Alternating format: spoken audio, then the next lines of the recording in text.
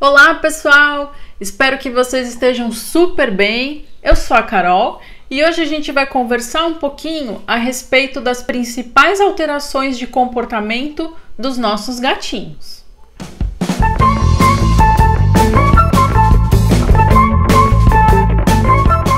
Bom, então antes da nossa super conversa, falar de comportamento para mim é uma delícia, é o que eu mais gosto de fazer, de estudar, de trabalhar. Espero passar todas as informações para vocês. Não se esqueçam de curtir o nosso vídeo, compartilhar, marque os seus amigos gateiros e se inscreva no nosso canal do YouTube, tá legal? Não esqueça de ativar o sininho lá para vocês receberem todas as notificações sempre que tiver vídeo novo para vocês. Muito bem! Então, vamos conversar sobre comportamento. Mais um pouquinho, né? No nosso canal a gente tem muito mais informação de assuntos que a gente já abordou. Entra lá e dá uma olhadinha. Pensar em comportamento. Qual seria o primeiro passo? Eu acho que a gente precisa definir, né? O que é um comportamento? Por que será que em determinada situação, nós, um gato, um cão, qualquer animal que seja, expressa um comportamento?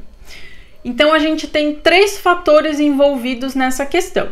A primeira vai ser uma predisposição genética. Então, geneticamente, todos nós temos ali informações também com respeito a comportamento. A gente fala de características físicas, né? Cor de olho, cor de cabelo, estatura, peso, isso tanto para o ser humano quanto para as outras espécies. Só que, além das características genéticas, que também vão dizer, vão ser importantes para a questão comportamental, a gente precisa pensar no ambiente, né? Então, a genética sempre se soma ao ambiente para que a gente tenha aí as nossas características, sejam físicas, sejam psicológicas. E a gente tem um terceiro item, que seria a questão de experiências anteriores. Então, aquele gatinho lá naquela fase de socialização, enquanto ele é filhotinho, ele vai receber ali uma série de informações. A gente já falou bastante disso, né? Que é o melhor momento para você inserir coisas, né? Inserir atividades, inserir tudo que você quer que faça parte da rotina do seu gatinho, naquela fase inicial. Então, uma experiência ruim, por exemplo, né, um trauma, uma associação negativa, pode sim influenciar no meu comportamento ali, né, de um animal jovem, adulto, idoso, enfim. Então, recapitulando, genética mais ambiente mais experiências anteriores. Esses três itens, né, essas três questões vão ser extremamente importantes para o animal desempenhar determinado comportamento em alguma situação. Então, o primeiro passo que a gente precisa dar, né, a primeira coisa que a gente precisa pensar quando a gente avalia uma questão comportamental, um profissional dessa área, né, o veterinário, vai conversar com você a respeito de uma queixa sua, será que esse comportamento ele é natural daquele animal, mas é algo que te incomoda enquanto tutor? Ou será que nós realmente temos uma instabilidade de comportamento? Ou seja, será que a gente tem uma alteração de comportamento? Muitas vezes acontece do tutor do gato se incomodar com algo que é natural da espécie.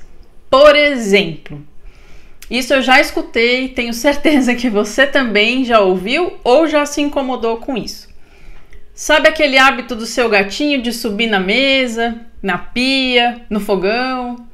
De subir, de uma maneira geral, né? Subir pelos seus móveis, andar pela sua casa.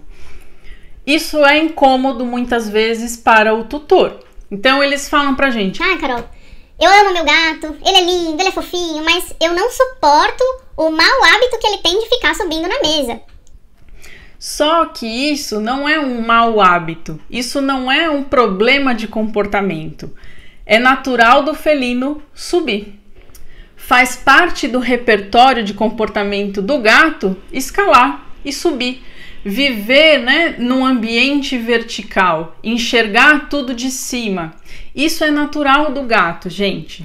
Não só dos nossos gatinhos de casa, dos domésticos. Vocês nunca viram aqueles documentários na televisão que mostram grandes felinos em cima de uma árvore? Porque isso é natural, faz parte do que é ser um gato. E aí, como é que a gente vai resolver isso? É um comportamento natural que eu espero daquele animal.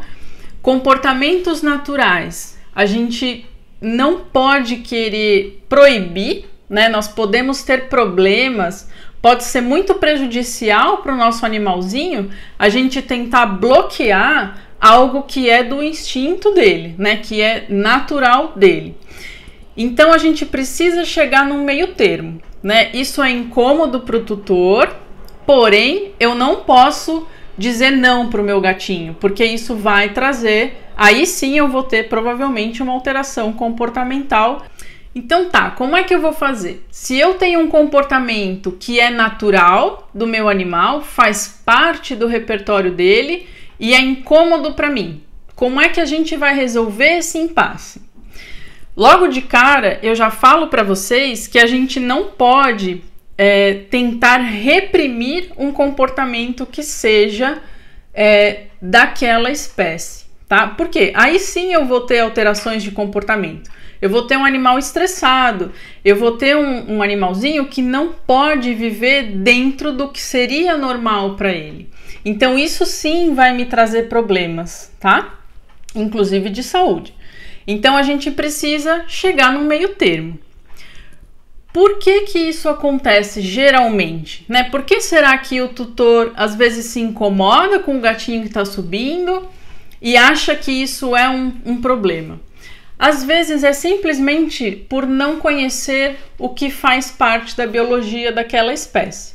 Então, se eu vou ter um gato, eu já sei que ele gosta do ambiente vertical e que ele precisa desse ambiente.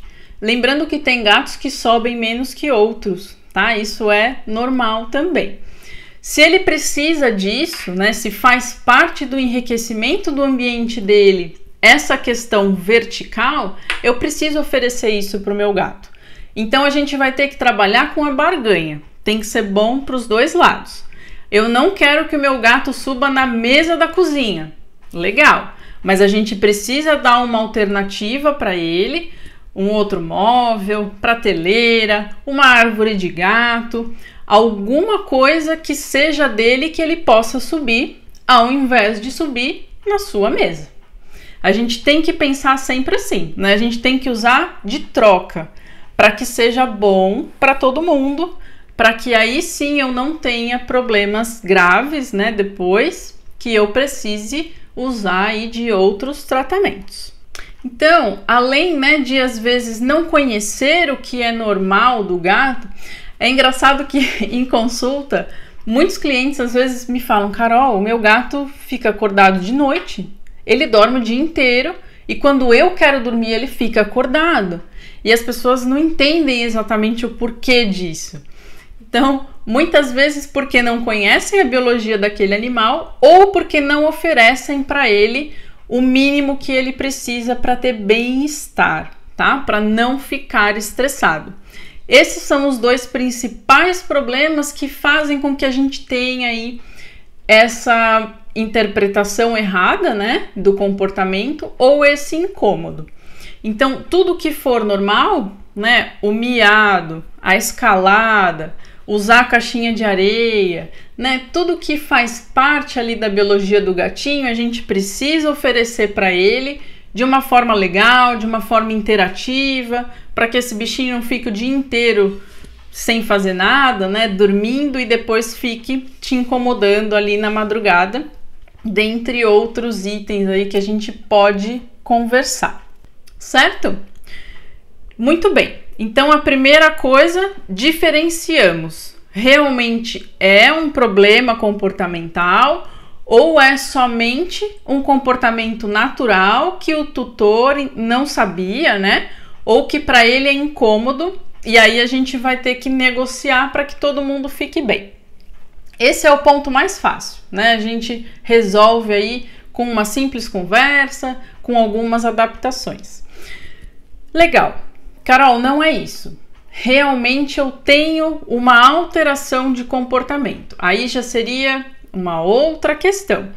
Então eu posso ter comportamentos anormais, né? Então, que não seriam, né? Eles não são comportamentos que fariam parte da rotina daquele animal, né? Eu não deveria esperar esse tipo de comportamento.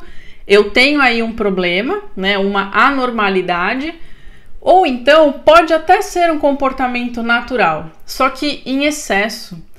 Por exemplo, o animal miar em excesso, né? Ele fica horas miando. Tem alguma coisa errada estimulando ali, né, de uma forma negativa aquele gatinho.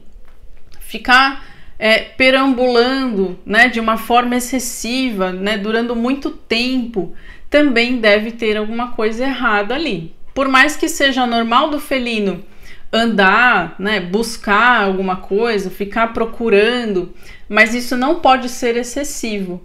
Então, aí é um segundo ponto que o comportamentalista, junto com você, vai conseguir avaliar. Se eu tenho realmente uma alteração, o que a gente tem que fazer? A gente já conversou disso. Primeiro, eu preciso pensar em causas clínicas. Será que o meu gatinho está vocalizando demais porque ele tem alguma dor? Será que tem alguma coisa, algum problema clínico, né? Algum problema físico ali nesse animalzinho para que ele manifeste esse comportamento? Às vezes um animalzinho que fica muito quieto, está muito intocado, parece que está com medo. Será que não é dor? Será que ele não teve algum trauma? Lembra aí das experiências anteriores? Então, primeiro a gente precisa pensar numa questão clínica, a gente tem que fazer exame, tem que fazer consulta clínica, pensar em todas as possibilidades para avaliar se esse animal está saudável. Se eu encontrar algum probleminha de saúde, eu tenho que tratar esse problema e muito provavelmente a hora que esse problema estiver tratado, eu não vou mais ter a alteração de comportamento. Se tá tudo bem com o meu gatinho, ele tá perfeito, super saudável, mas continua com essa alteração. Aí sim a gente pode pensar realmente só numa questão psicológica, né? Numa questão comportamental. E a gente vai tratar da mesma maneira. Só que como é que funciona o tratamento para instabilidades de comportamento, né? Como é que a gente vai tratar um gato que está psicologicamente com problemas? A gente não vai conseguir conversar muito com ele, né? Por mais que eu me considere uma psicóloga de gatos, eu não vou conseguir sentar e conversar com ele. Então a gente tem sempre um tratamento multidisciplinar, né? O comportamentalista, ele trabalha sempre em vários eixos. E geralmente a gente geralmente não, né? A gente precisa contar aí com muitos parceiros. Primeiro para avaliar essa questão clínica, fazer exames e depois a gente precisa tratar ambiente, preciso mexer na rotina.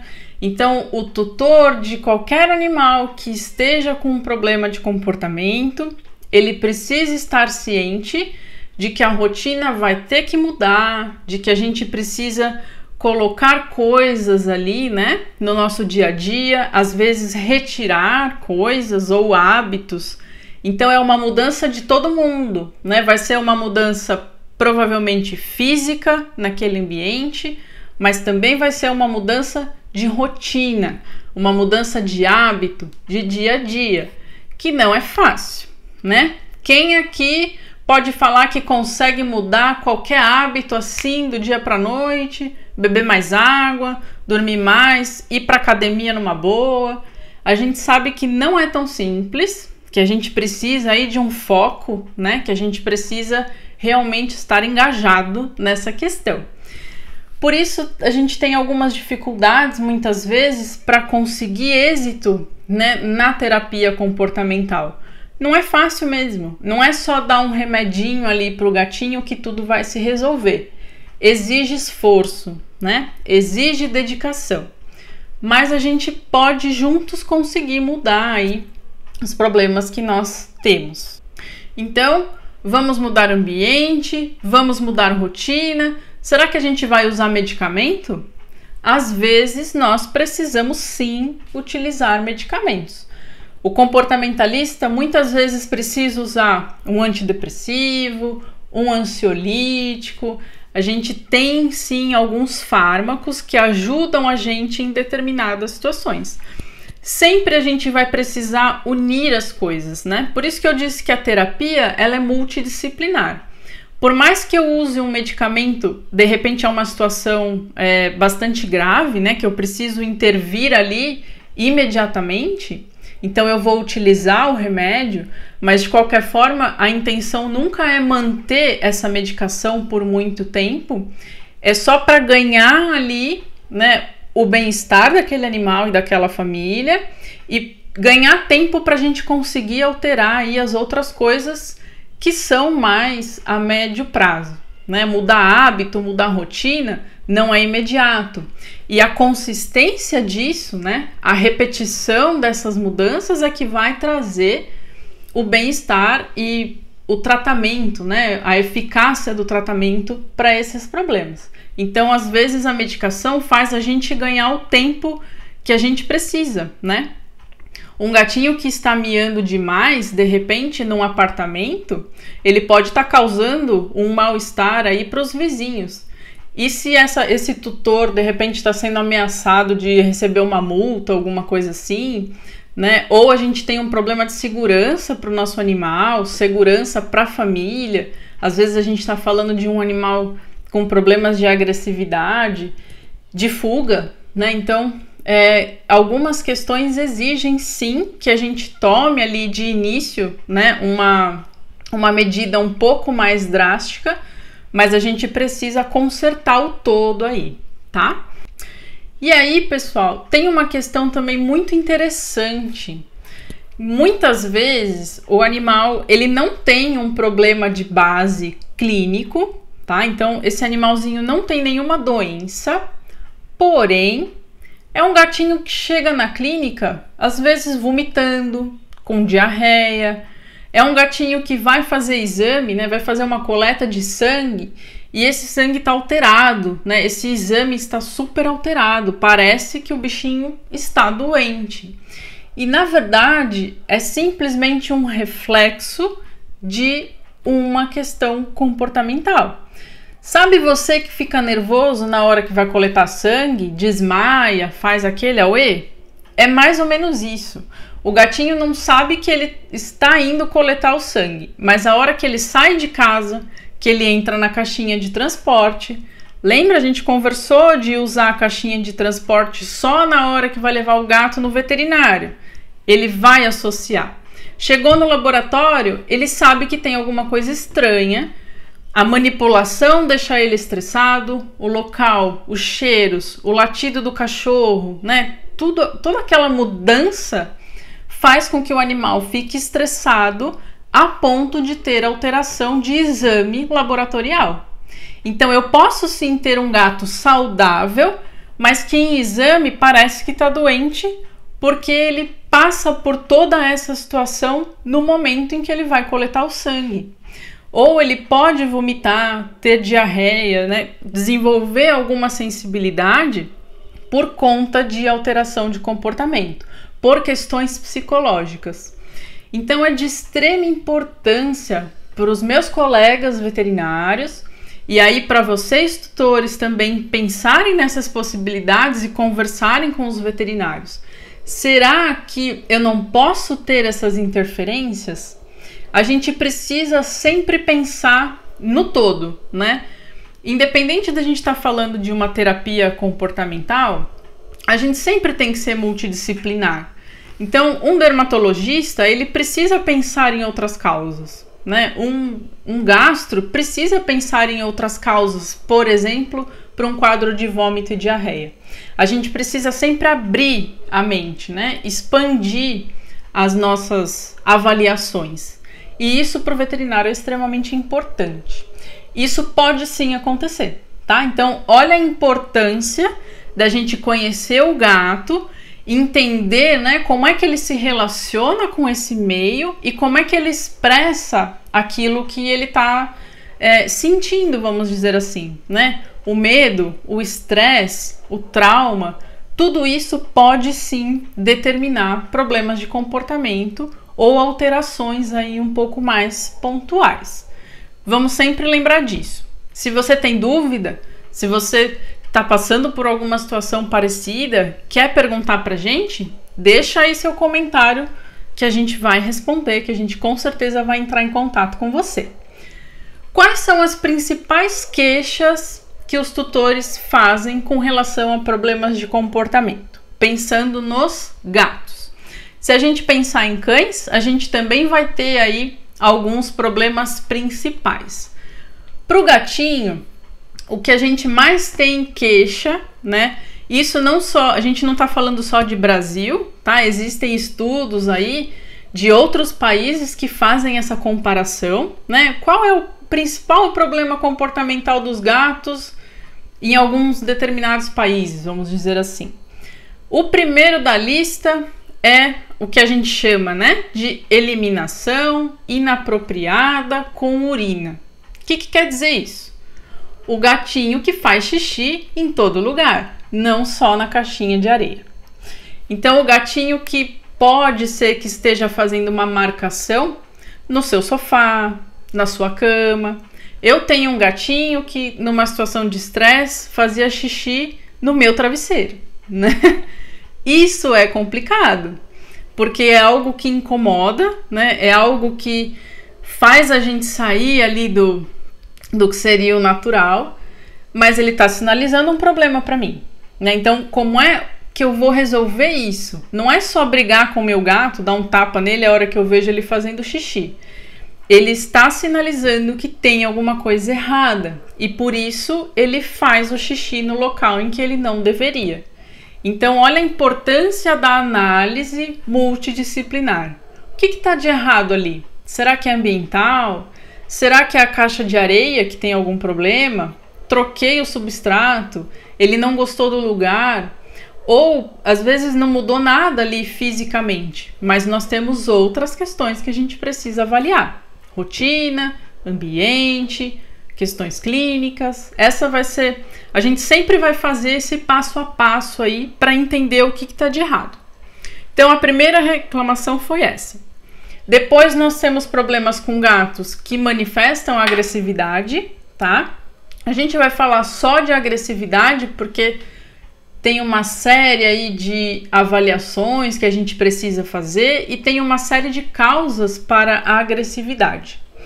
Eliminação inapropriada com fezes também, né? Então, fazer o cocôzinho fora da caixa de areia ou a casa suja, que o pessoal costuma dizer, né? Então, esse animalzinho está fazendo todas as necessidades fora do local que ele deveria. Tem alguma coisa de estranha ali. Depois disso, nós temos a questão de medo, né? Então, medo, fobia, né? Nós temos aí problemas associados a situações traumáticas, né?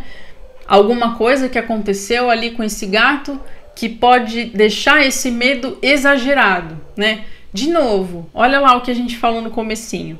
Medo não é um problema comportamental. Medo é uma resposta natural de qualquer animal a uma situação estranha, uma situação de risco, por exemplo.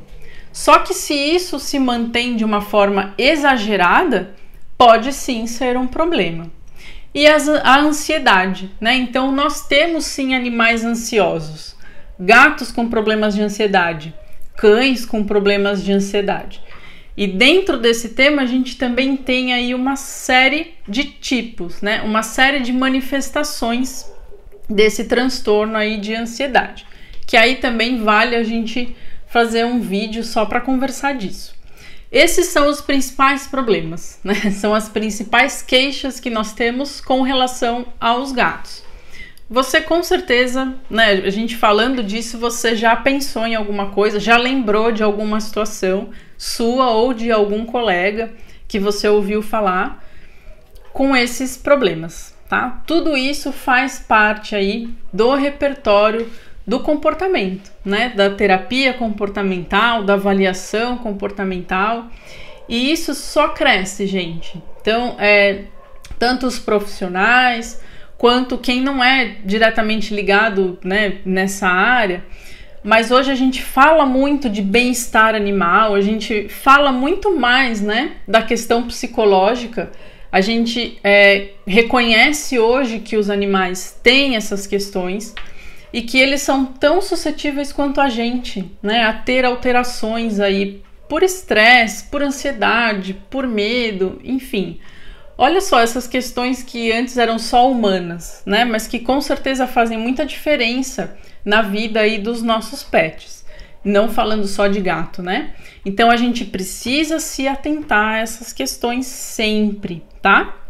Para que a gente tenha aí a sua família, o seu gatinho vivendo em harmonia, de uma forma tranquila, de uma forma prazerosa aí para os dois lados. Para a gente finalizar aqui o nosso vídeo, por que é importante, além de tudo isso que a gente falou, a gente abordar essas questões? Problemas de comportamento ainda são uma grande reclamação de pessoas que muitas vezes abandonam, né, um gato, que devolvem um gato adotado. Então, muitas vezes o animalzinho, ele foi adotado, ele foi para um novo lar, e aí a gente tem aquelas questões de não adaptação. Só que quando a gente investiga a fundo, né, o que será que é essa não adaptação? Pode ser algum problema comportamental. Seja ele natural, que incomoda, que não seria um problema, mas a gente precisa achar o meio termo, seja ele uma alteração de comportamento. Isso faz com que muitos animais sejam devolvidos, às vezes, né, sejam abandonados. A gente não vê aí uma frequência tão alta, né, graças a Deus, mas existem casos de animais que são eutanasiados também por questões comportamentais, não só por doenças clínicas, tá? Então, por isso é importante a gente falar disso, né, a gente cuidar disso. E fora o transtorno, né, dessas famílias que têm animais com problemas, né? O problema que dá na rotina, em casa mesmo, né, na família, enfim, são problemas sérios que precisam de atenção. Só que a gente precisa abordar da forma correta, né? A gente precisa lembrar disso e tratar da forma correta, né? Tentar fazer o manejo aí mais adequado para todo mundo. E o último ponto, que é importante a gente ressaltar também, não necessariamente eu tenho cura para algumas alterações, tá? Então, assim como na clínica médica, às vezes a gente não cura determinado problema, mas é importante que a gente tente controlar, né? Que a gente consiga controlar para que as coisas não saiam ali do aceitável, né? Para que nada seja exagerado. Então, isso também é uma questão de expectativa, né? A gente jogar a expectativa de um problema comportamental na terapia, né, do comportamentalista, mas em determinadas situações a gente não vai ter 100% de cura, dependendo daquilo que a gente estiver lidando. Mas a gente precisa tentar, né, controlar. Certo? Espero que vocês tenham gostado desse assunto. A gente ainda vai falar sobre isso, tá? Inúmeras vezes. Então, só para relembrar, curtam os nossos vídeos, compartilhem, passem essas informações para os amigos de vocês, principalmente os gateiros. Se vocês tiverem dúvidas, qualquer crítica, qualquer sugestão, se vocês quiserem conversar com a gente, pedir uma orientação, fique à vontade. Participem com a gente aí no nosso canal e não esqueçam de ativar as notificações, né? Clica lá no sininho para vocês receberem semanalmente tudo que a gente produz aí de conteúdo para vocês. Combinado, pessoal? Até o próximo vídeo, então.